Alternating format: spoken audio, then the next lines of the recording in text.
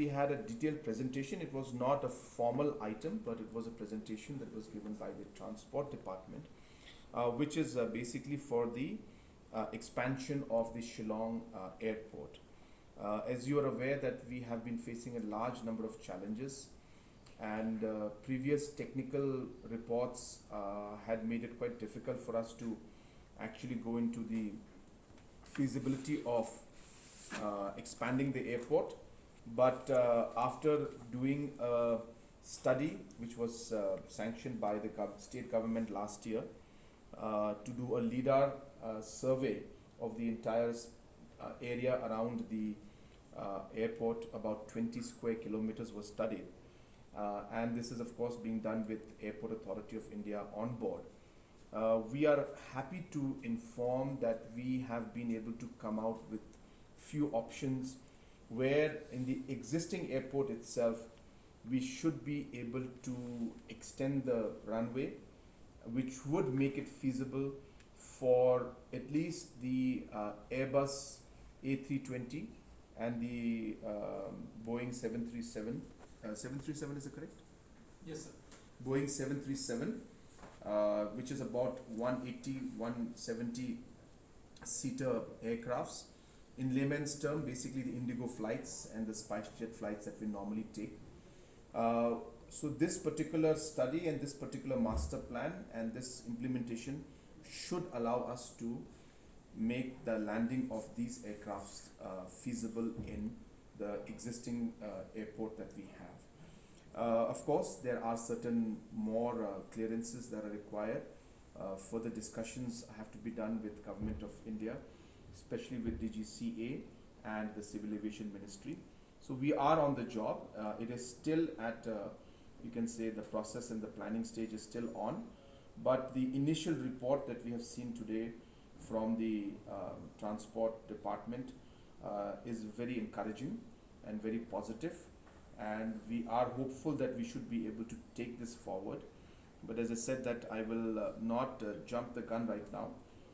We will only come out with a detailed press note and all the facts once we are able to clear all the clearances and meetings with the DGCA and the Civil Aviation Ministry. But since this was in the agenda and since we discussed this and since it's a positive news for all of us, I thought I would share this with you that after the meeting we had, we are quite hopeful that we should be able to extend the runway, and we're hopeful that if all the different aspects fall into place, we should be able to land the normal commercial flights, which is normally the A320 and the Boeing 737 in the existing airport. So those presentations were given to us.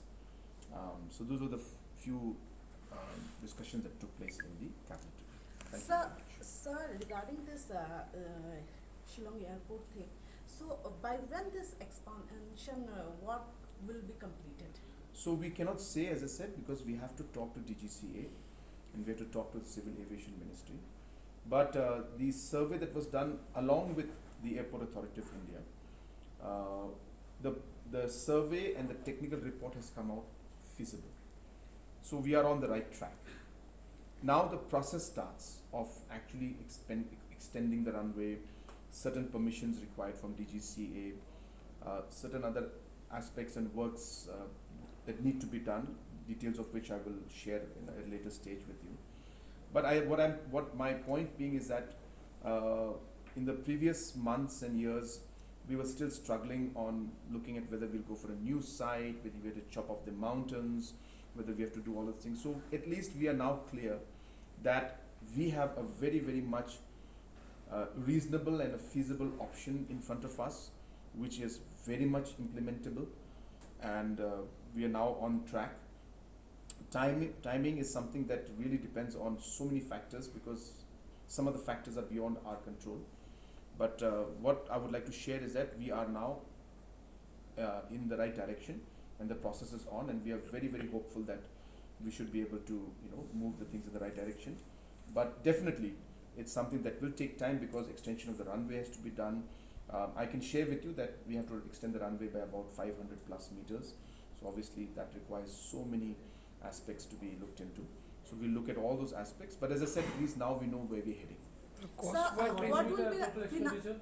financial? Exactly, it's something that we cannot say because it requires a bit of land acquisition, it requires a bit of construction, but definitely it's not going to be in that line where we're talking of chopping off the mountains, which is going to take 8,000 crores, which is something that was very, very difficult for us to take a decision on.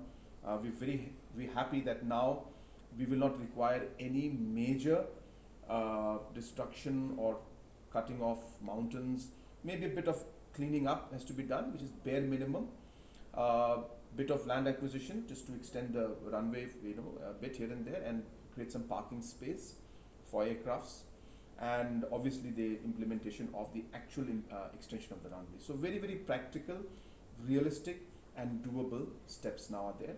Exact cost is something which obviously I cannot say right now because we have to go into the details of it, but it's not going to be anything close to what was being thought of in the past, where we would require large amount to chop off the mountains. No, nothing like that. Very, very reasonable and doable actions are required. So as per the expansion plan, 20 acres of land is required, which is 6 acres for parking of airlines, aircraft. How much amount is required, or is it feasible to acquire this land, because we have seen very difficult as far as acquisition of land is concerned? Yes, obviously we have got concerns, which is always there. I mean, it's not about this project alone. In any project, obviously land acquisition is something that we have to work on. But I think what is important to note is that this project is a game changer for our state. I think everyone who is part of this must realize how important this project is for Meghalaya and for tourism sector, and what potential this has to change the entire landscape of the economy and tourism sector of our state. And hence this is something that we must all work together to get through. So yes, there could be challenges. I don't know, I'm not sure yet because we have not started the process yet. But today's cabinet has given the approval to go ahead and now start the process. So let us see how things go forward. But yes, we look at cooperation from all angles. As I said, this is for the larger interest and good of the people and the state as a whole. A question Sir. about the regional imbalance. Is it a fact that you have abandoned the Baljek airport? You're only concentrating here? Absolutely not. In fact, the discussion of land acquisition for Baljek is also on. The land acquisition process, the identification by the revenue department, revenue branch of the DC office is already under process. They have done an initial report. The Airport Authority of India was not at that point satisfied with that report. So another detailed report is now being prepared. So both are going hand in hand, and we are keen that in both locations the flight should start. In fact, the work for the Baljek airport has started before. The process for this one, for the Umroi airport started, because in Umroi airport we were also looking at the option of a new location. But then that's when the government, we sat down when it said that, well, why don't we revisit this and see once more and invest a bit on technical reports, and maybe there could be an option that could come out where we may be able to actually bring in the larger aircrafts in the existing airport itself. So it was a chance we took, and we're happy that this particular step we took has given us a an option.